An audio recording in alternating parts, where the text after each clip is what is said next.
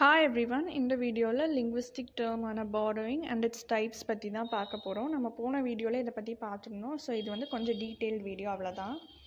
So first borrowing அப்படின்னா என்னங்கிறதுக்கான small recap மாதிரி பார்த்துடலாம். borrowing is word adopted from another language. அது கம்ப்ளீட்டாகவும் அடாப்ட் பண்ணலாம், பார்ஷியலாகவும் அடாப்ட் பண்ணியிருக்கலாம், அண்ட் மோர் இம்பார்ட்டன்ட்லி அதை நேச்சுரலைஸ் பண்ணும். இந்த லாங்குவேஜ்குள்ளே அது வந்ததுக்கப்புறமா காமன் யூசேஜில் அந்த வேர்டை யூஸ் பண்ணுறது அப்படிங்கிறது தான் வந்து borrowingோட main concept. So borrowing is a process that takes over words from most of the other languages with it had contact. So இது வந்து இந்த பாயிண்டில் வந்து நீங்கள் ரொம்ப இம்பார்ட்டண்ட்டாக நோட் பண்ண வேண்டியது அந்த கான்டாக்ட் அப்படிங்கிற வேர்ட் தான். ஸோ borrowing வந்து எப்போ நடக்கும் அப்படின்னா ரெண்டு லாங்குவேஜஸ் கான்டாக்டில் இருக்கிறப்போ தான். சம்மந்தமே இல்லாத ரெண்டு லாங்குவேஜஸ்க்கு நடுவில் borrowing வந்து நடக்காது. ரெண்டு லாங்குவேஜ் கான்டாக்டில் இருந்தால் மட்டும்தான் borrowing அப்படின்ற ப்ராசஸ் வந்து நடக்கும். ஸோ அடுத்து நம்ம borrow பண்ணுற அந்த லாங்குவேஜோட பேர் வந்து டோனர் லாங்குவேஜ். நமக்கு எந்த லாங்குவேஜ்குள்ளே அந்த borrowed வேர்ட் வருதோ அதை வந்து ரெசிபியன்ட் லாங்குவேஜ் அப்படின்னு சொல்லுவோம்.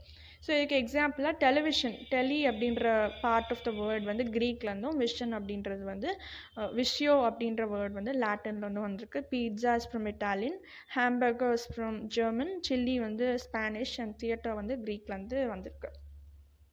இப்போ வேஸ் ஆஃப் borrowing பற்றி பார்க்கலாம்.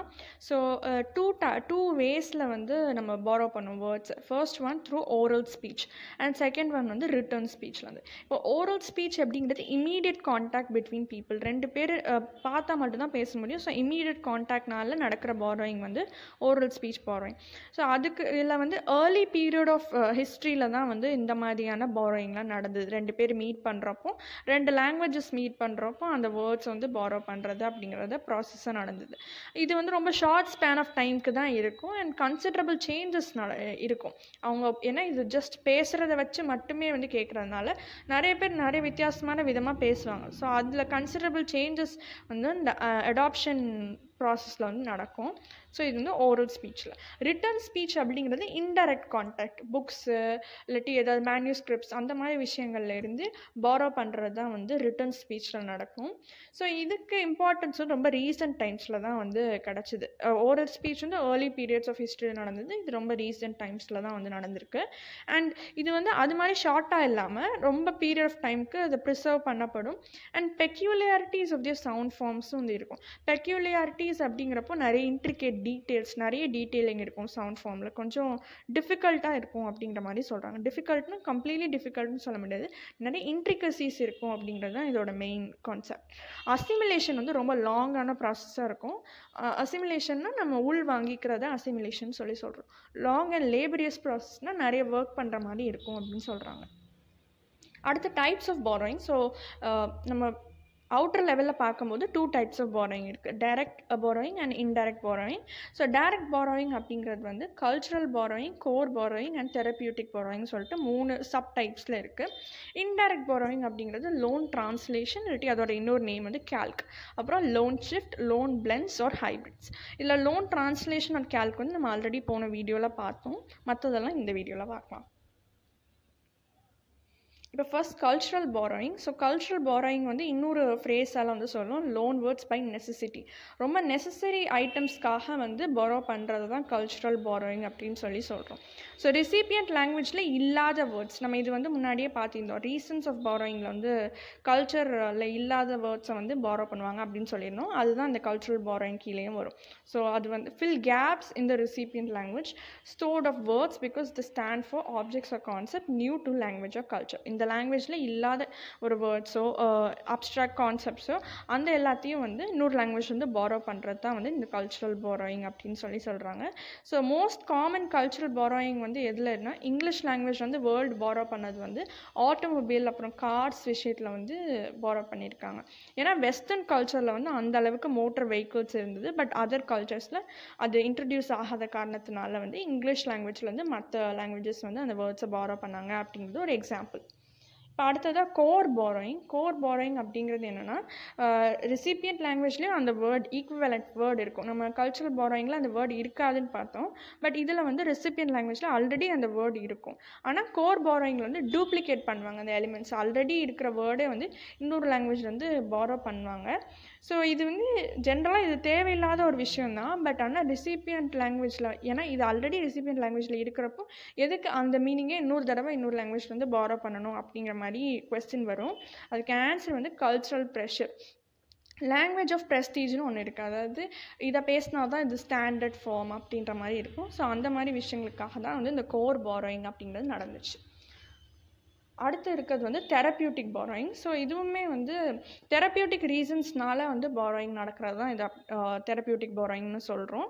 ஸோ ஒரிஜினல் வேர்ட் வந்து அன்அவைலபிளாக மாறிடும். அப்போ தான் வந்து இந்த தெரப்பியூட்டிக் பாரோயிங் வந்து நடக்குது. இதில் 2 சப் கேசஸ் இருக்குது. ஃபஸ்ட்டு கேஸ் வந்து borrowing due to word tab.